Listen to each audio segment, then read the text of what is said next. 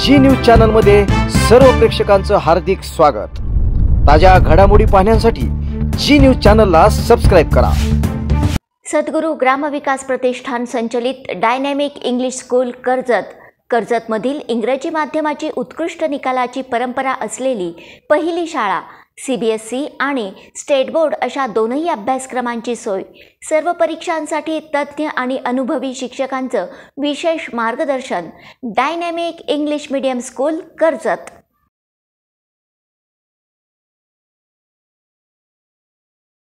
रद्द करा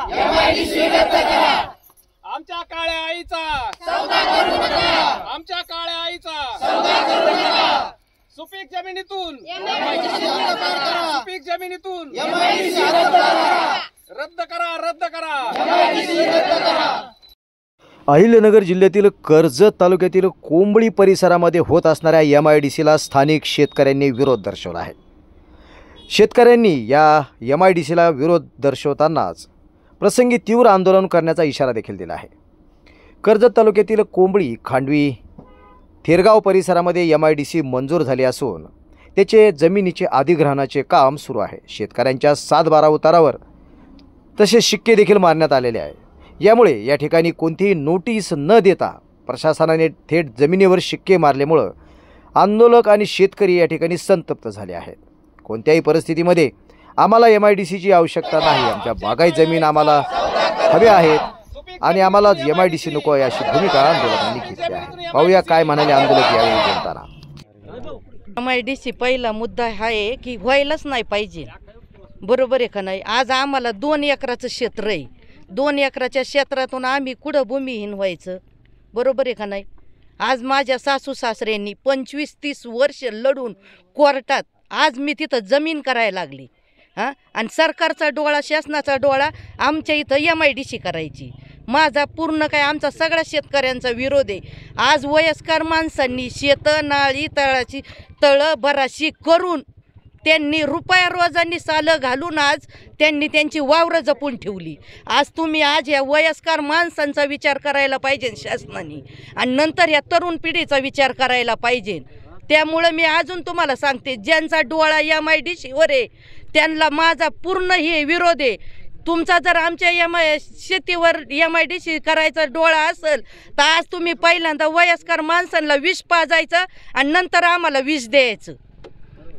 एवढं सांगू शकते। आज ही वयस्कर माणसांना 1 गुंठा 1 एकर विकून खाता आलं नसतं का त्यांनी आमच्यासाठी ठेवलं? बरोबर आहे, सरकाराला MIDCला द्यायसाठी ठेवलंय का?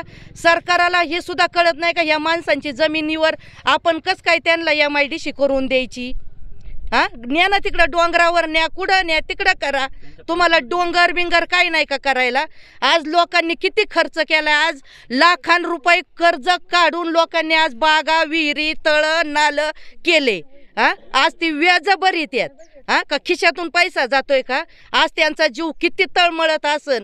व्याजानी पैसा खर्च करून पाईपलाईनी, तळं, विहिरी करायची आणि सरकार तर MIDC करायला आलं। कुणी अधिकार दिलाय? मी होश आवाजात सांगते, कुणी अधिकार दिलाय यांना MIDC इथं आणायचा? वेळ आली तर आम्ही उपोषण सुद्धा करू शकतो, पण आम्ही जमिनी नाही द्या। आम्ही सगळे इथं आहे ना झोपून राहू, आधी आमच्या वार करा नंतर जमिनीवर वार करा म्हणून एवढंच मी बोलू शकते।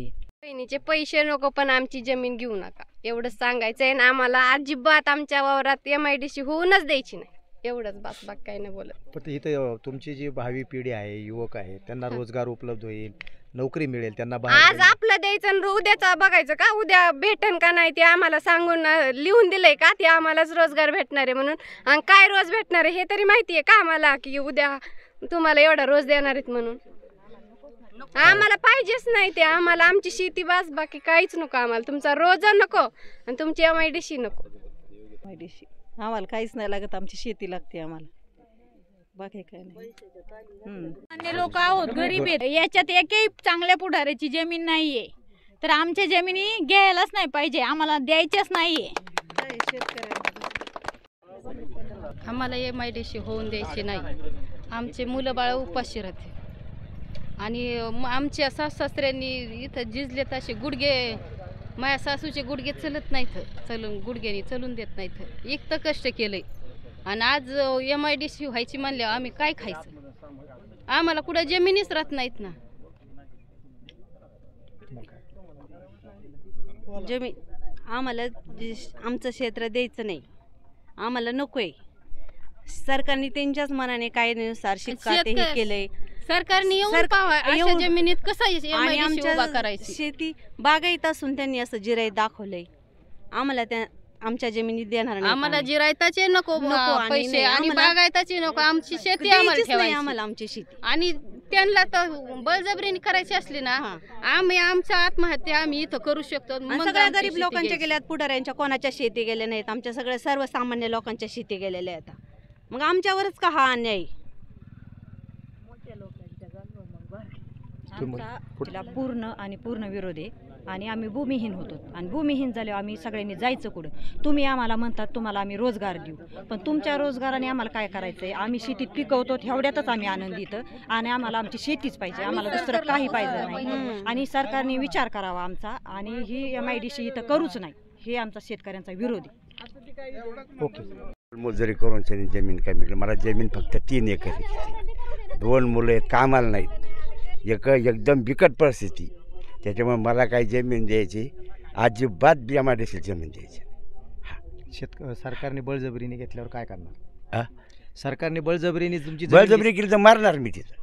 हा, शेवट काय करणार? मी माझे 2 मुलं, सुना, लिया, पू समजा तिथं जागेवर मारणार नाही. ज्यांनी बळजबरी केली तर. पण मी जमीन सोडणार नाही. हा, मला जमीनच नाही दुसरी, तेवढी जमीन ती.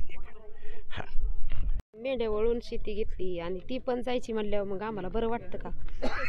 सरकारला सांगा इथं आम्हाला MIDC होऊन द्यायची नाही आणि आम्हाला करायची पण नाही, आमची शेती आम्हाला द्यायची पण नाही.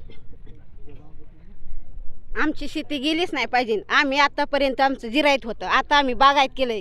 कुठून आता शेततळं केलंय, बागायत केलंय, झाडं लावले तर. आणि आमची आता शेती जायला लागली. आम्ही लोकांचा गुकाड आहे, मुंबई पुण्याला जाऊन गुकाडला आणि इथं शेती आम्ही ही केली, नीटनाटी केली. आणि ही आमची शेती जाते. आम्हाला राहायला जागा नाही, आम्हाला 4 पत्र्याचे घरं येतं, ती बी जाते आमची. आम्ही काय करू आता? आम्ही आत्महत्या करू, पण आम्ही करतो ना आमच्या लेकरांनी काय करायचं? मग लेकरांना बी मारू आम्ही. त्यांच्या जमिनीत करा ना मग MIDC त्यांच्या जमिनीला सगळ्या करा, अख्ख्या खांडवीत करायचं, सगळे खांडवी कोंबडी सगळ्यात करायची. काहीच केलं आणि काही नाही ठेवलं. काही तशी पण जमिनी घ्या ना त्याच्यात. सरकारला बी वर माहिती जमिनी सगळं गेलं पाहिजे त्यांचं. पण मग असं बांध पाडून नाही पाहिजे, हे घ्यायचं हे नाही, हे घ्यायचं हे नाही, असं नाही करायला पाहिजे. गरीबावर अत्याचार करते तर पुढाऱ्यांवर करा ना, तुमच्यातले तुम्ही करा ना. म्हणा तुमच्या जमिनी द्या, तुमच्या जमिनी. त्यांना माहिती आहे कोण पुढारी येतं कोण गरीब येतं असं त्यांना माहिती आहे. त्याच्यामुळे जे आपले शेतकरी आहेत ना, जी गुकाडतं, जी कामाला जातं ना, त्यांचेच गेलेले आता. चांगल्या पैसेवाल्याचे गेलेले नाहीत. आणि एकही माणूस असा नाही की आमदार खासदाराची जमीन आहे. सगळे शेतकरी कष्ट करणारे त्यांच्याच जमिनी जातात ह्या. आणि ज्यांनी नाले तळे असे करून त्यांच्या जमिनी कमवून ठेवलेल्या आहेत त्यांच्या मुलांसाठी, नातवंडांसाठी, त्यांच्या जमिनीवर ही MIDC कशासाठी? MIDC रद्द झाली पाहिजे. आम्हाला याची गरज नाही. समोर अशी जमीन जाते म्हणल्यावरती त्यांनी जेवण सोडलं. एक टायमाचं जेवण, एक टायमावर जेवणाला आलेले आहेत. आता त्यांनी काय करायला पाहिजे अशा टायमाला? त्यांनी पहिल्यापासून कष्ट केलेलं त्या शेतात आणि डोळ्यादेखत जर जमीन जात असेल तर त्यांनी सरकारला काय विचारायला पाहिजे? आणि सरकारला तरी शोभायला पाहिजे. आतापर्यंत जमिनी हे MIDCला तयार झालेत. पाण्याचा प्रश्न का कुणी सोडवला नाही? मतदान मागायला दारात येतात असे. आणि मग पाण्याचा प्रश्न सोडवायला पाहिजे ना त्यांनी एवढ्या दिवसात. नुसती माणसाला नाद देतात की आता देऊ पाणी, नंतर देऊ पाणी, आणखीन या गावात पाणी सुद्धा आले आणि आता MIDCला पाणी आणू शकते. काही नाही. MIDCला पाणी आणू शकते. आणि मग एवढ्या दिवसात शेतकऱ्यांचा का विचार केला नाही? त्यांनी ज्याला करायची नाही MIDC त्यांनी आपापल्या शेताने करायची. आम्हाला खूप वाईट वाटतं.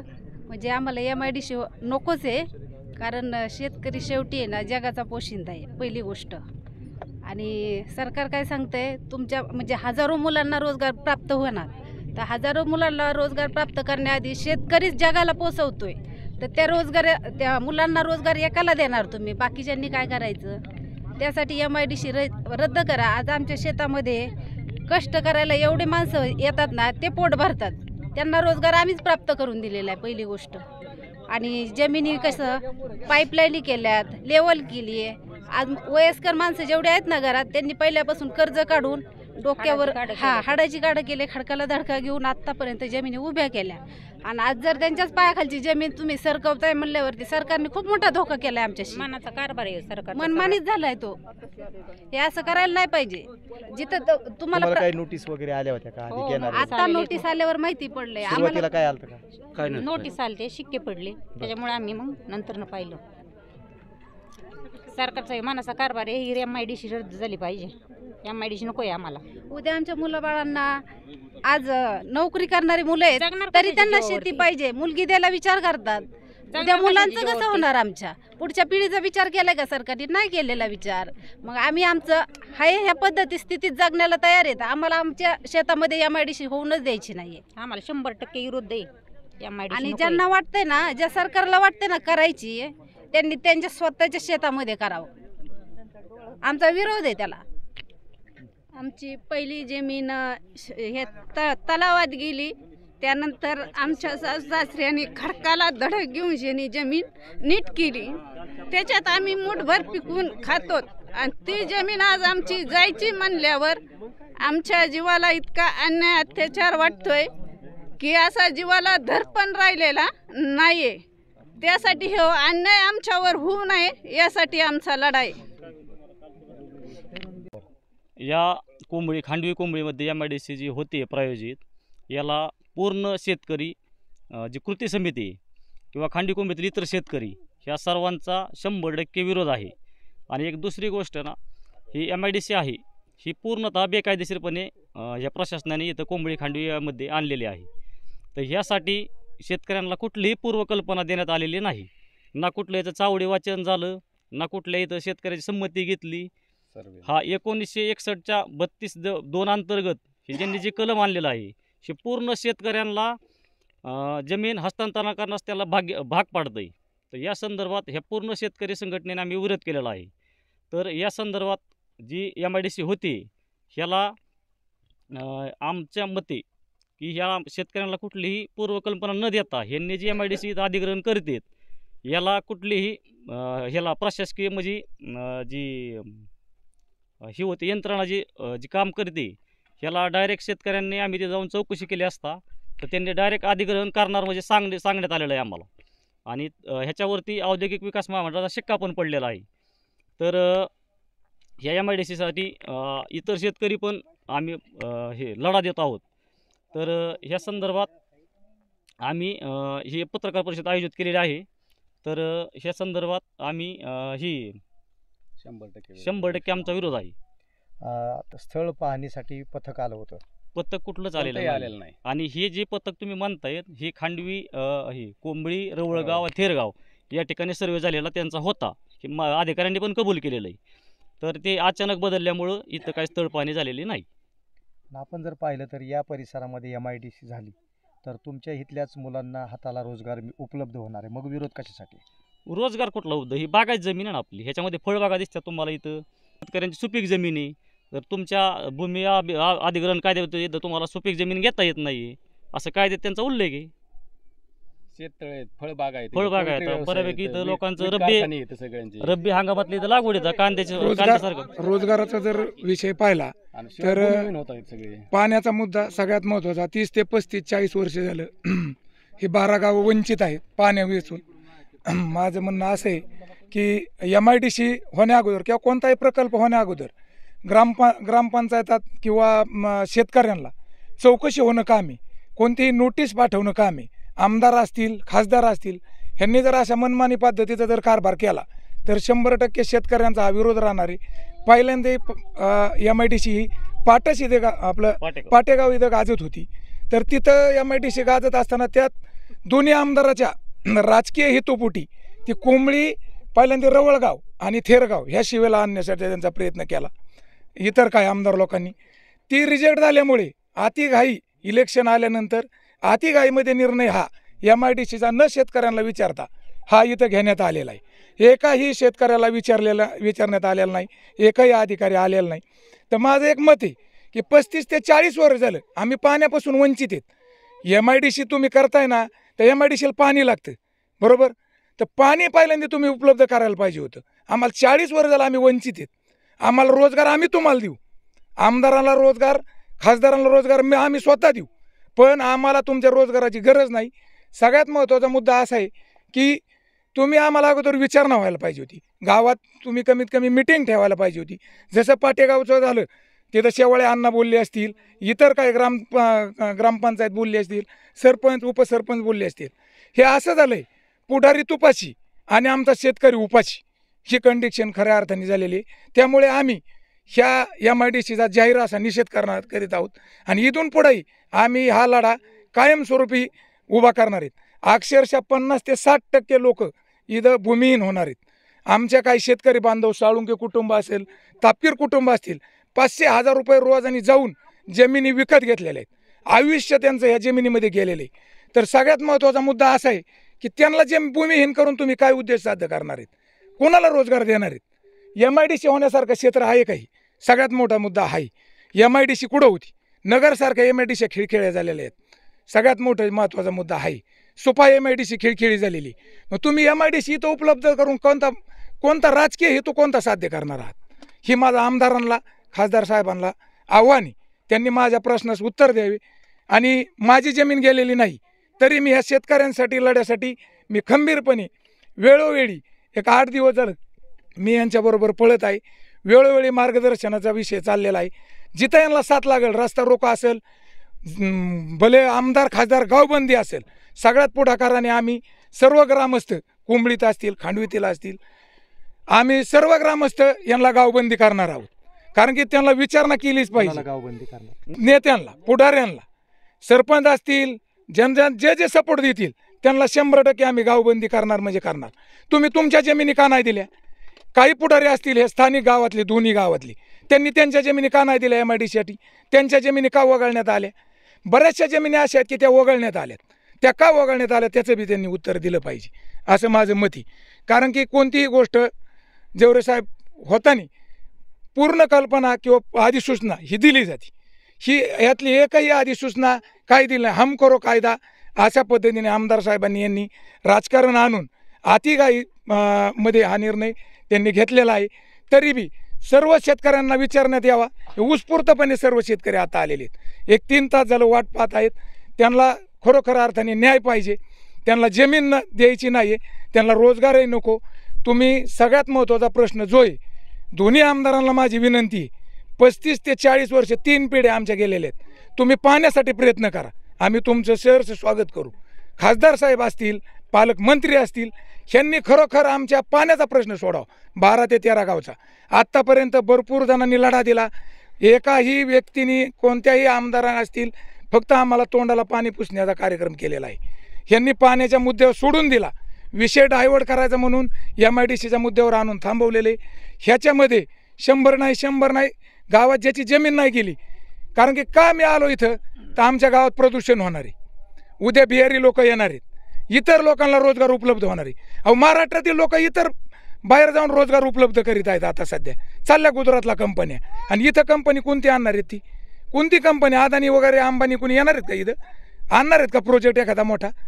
आणलं तर तुम्ही फक्त शेड उभा करताल, अधिग्रहण करताल.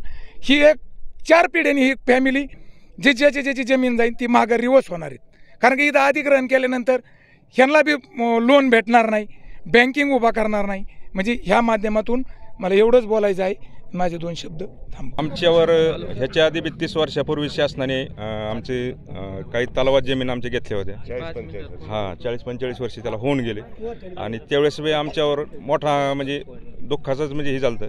आणि आज 30-40 वर्षानंतर बी पुन्हा आम्हाला व्हावा नाही असं आम्हाला वाटतंय. आणि आम्ही साल महिना 25 वर्ष एका मारवाडीचं काम करून मी शेती जगवली. 25 वर्ष एका मारवाडीचं काम करून शेती जगवली आणि ती आज नीटनेटकी केली. लोकांचं कर्ज काढलं, 2-3 कोटी रुपये झाले असेल माझ्याकडं. तेवढं फेडायचं कशाने? मी शेती गेल्यावर मी काय करायचं?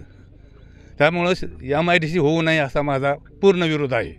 पण अजून MIDC झाली नाही, प्रक्रिया झाली आहे का काही? हा, पण प्रक्रिया आम्हाला हे आणून दिले त्यांनी की नोटीस पाठवले. नोटीस ते आम्हाला माहीत सुद्धा झालं नाही की कधी गेले, काय केलं हे सुद्धा माहीत, कल्पना नाही आम्हाला पूर्ण. उतार्यावर शिक्के वगैरे आहेत? हा, शिक्के आहेत उतार्यावर. काय शिक्का मारला? अतिक्रमण शिक्का मारलाय त्यांनी. तुम्हाला काय वाटतं? हा, मला वाटतं आमची शेती MIDCत जाऊ नये. कारण आम्ही इतकं जथून बाग लावलीत आणि त्यांनी जिरायत जमीन दाखवून मंजुरी मिळवली. आमचं ही म्हणणं आहे की बुवा आमची जमिनीत इतके उत्पन्न आहे, प्रत्यक्ष तुम्ही फोटो काढा आणि बघा ही बाग आमचा आहे, आम्ही कसा केला आहे कसा जतिवला आहे. ह्याच्यात रोजचे 10 माणसं मंजूर आम्ही कामाला लावतो, इतके मंजूर जगते. तर यांची MIDCत 1 एकर 2 एकर बाग आहे, त्याच्यात जवळजवळ 10 माणसं रोजच्या आत बतीत त्याच्यावर जगत आहेत. आणि ही काय MIDCत कामाला लावणार आणि काय करणार आहेत. तुमच्या इथल्या मुलांना काम मिळेल ना, रोजगार? आमच्या मुलाला काही काम नको, आमच्याकडे भरपूर येतं, आमची उपाशी मारणार नाहीत. ही शेती जर आहे ही ठुली ना चांगलीच आम्हाला हीच पाहिजे, दुसरं काही नको आम्हाला. आम्ही देणार नाहीत, आमची एवढी इच्छा आहे, बाकी काही नाही. तुमची MIDC तुम्ही कुठं बी करू शकता. चेअरमन, एवढा मोठा प्रकल्प गावामध्ये येतोय, मग गावकऱ्यांचा का विरोध आहे तुमचा सर्वांचा? सर, आता तुम्ही वस्तुस्थिती पाहता तुम्ही, सगळी ही जमीन 25 वर्षापूर्वी काही नव्हतं इथं. प्रत्येक कुटुंबाने ह्याच्यात रक्त ओतलेलं आहे या जमिनीत, त्यामुळे सगळ्यांचं त्याच्यामुळे या जमिनी तयार झाल्यात आज. आणि आज त्याच जात्यात म्हणले थोडं अवघड वाटतं ना. थोडं नाही, फार अवघड वाटतंय. त्याच्यामुळे हे होऊ नये असे मी म्हणतो. गेली तर आम्हाला संध्याकाळी औषध प्यावं लागेल.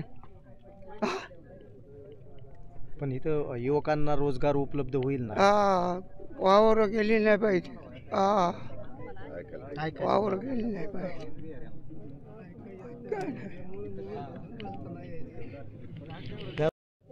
एका मारवाडी समाजाचे तिथं कष्ट करून आमची शेती आत्ता कुठेतरी 1-5 वर्षापूर्वी व्यवस्थित केलेली आहे.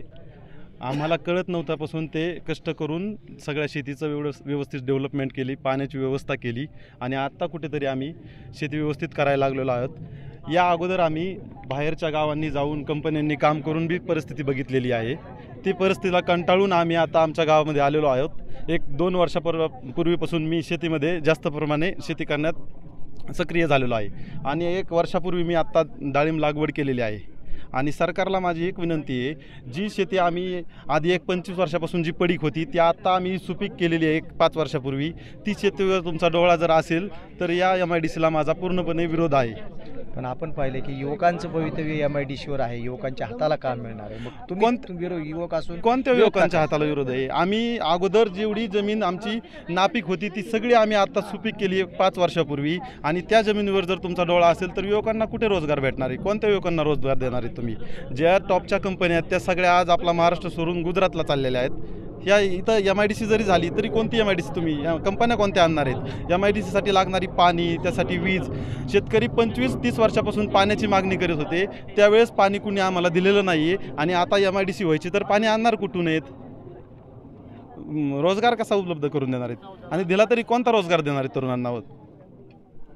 त्यामुळे माझा MIDCला पूर्णपणे विरोध आहे आणि वैयक्तिक मी माझी जमीन सरकारला देऊ शकत नाही. धन्यवाद. आणि ही जमीन अजून खायला सुद्धा नीट नाही लागली, तूच जायची म्हणल्यावर काय मग मेलेलंच बरं आहे ना. बाकीचं काय उपयोगी राहिलं? मग 2-2 पिढ्या खोचल्या नाही याच्यात. MIDC नको. आमचं असं म्हणणं आहे, तर माझं 5 एकर क्षेत्र आहे संपूर्ण त्याच्यात, म्हणजे मी पूर्णपणे भूमिहीन होतोय. आणि माझ्या आजोबांनी वडिलांनी कष्ट करून म्हणजे खडकाळ जमीन होती ती चांगली आता पिकवली. विहीर आहेत, बोर आहेत, मी हिरवं पिकवतोय, माझे काय फळबाग आहे, सगळं व्यवस्थित. त्या क्षेत्रातच माझं घर पण आहे, माझं पूर्ण कुटुंब तिथंच वास्तव्य करतं आहे. मग आता तुम्ही जर ती जमीन तुमच्या ताब्यात घेतली सरकारने, शासनाने MIDCसाठी, तर मग आम्ही भूमिहीन झाल्यावर राहायचं कुठं, करायचं काय, खायचं काय? तुम्ही जे रोजगाराच्या बाबतीत बोलताय, आम्हाला असा रोजगार देऊन MIDC काय रोजगार देईन? तुमच्या पगारापेक्षा जास्त आम्ही जमिनीतून उत्पन्न काढतोय, मग आम्हाला तुमच्या रोजगाराची MIDCची गरज काय आहे? असं जर पट्टा जर बघितला तर ह्याच भागात येतं आणि आमचं एकट्याचं क्षेत्र 27 एकर जातं आहे. ह्याच्यामुळं आम्हाला अक्षरशः भूमिहीन होण्याचा पर्याय झाला आहे. आणि दुसरी गोष्ट, आम्हाला आता काय करावं हे कळत नाही. MIDC येईन, लोकांचे नोकऱ्या बी लागतील, पण वैयक्तिक आमचा काय स्वार्थ आहे त्याच्यात?